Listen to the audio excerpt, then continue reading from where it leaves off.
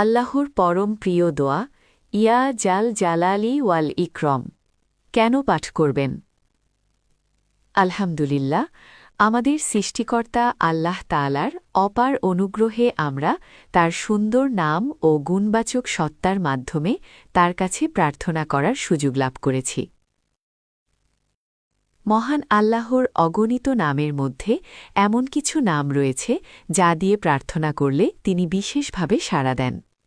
এমনই একটি বরকতময় বাক্য হল ইয়া জাল জালালি ওয়াল ইকরম। এই বরকতময় দোয়াটির গুরুত্ব অপরিসীম। আমাদের প্রিয় নবী রাসূলুল্লাহ সাল্লাল্লাহু আলাইহি ওয়াসাল্লাম এই দোয়াটির গুরুত্ব বিশেষভাবে তুলে ধরেছেন। তিরমিজি শরীফের একটি হাদিসে এসেছে, রাসূলুল্লাহ সাল্লাল্লাহু আলাইহি ওয়াসাল্লাম একজন ব্যক্তিকে বলতে শুনলেন, ইয়া আল্লাহ, আমি তোমার কাছে চাই, সমস্ত প্রশংসা তোমারই, তুমি ছাড়া কোনো উপাস্য নেই, তুমি অনুগ্রহকারী, আকাশমণ্ডল ও পৃথিবীর সৃষ্টিকর্তা।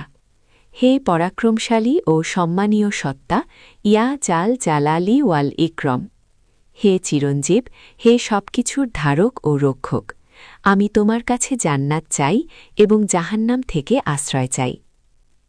তখন রাসূলুল্লাহ সাল্লাল্লাহু আলাইহি ওয়াসাল্লাম বললেন, সেই সত্তা আল্লাহর কাছে এমন নামে দোয়া করেছে যে নাম ধরে চাইলে তিনি সাড়া দেন এবং যে নাম ধরে চাইলে তিনি দান করেন।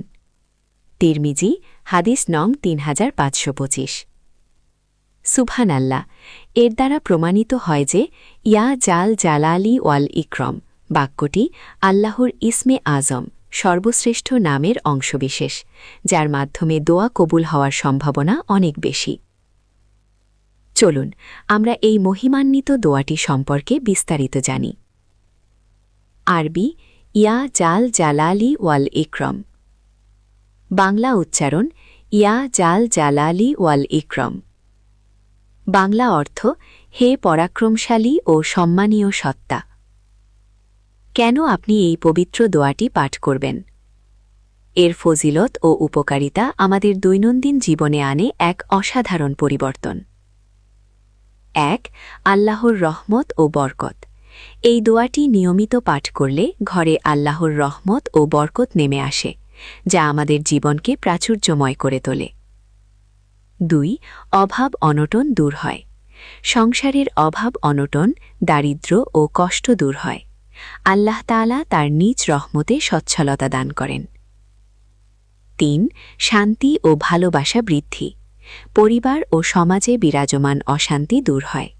ঘরে শান্তি, প্রীতি ও ভালোবাসা বৃদ্ধি পায়, যা একটি সুন্দর পারিবারিক বন্ধন গড়ে তোলে।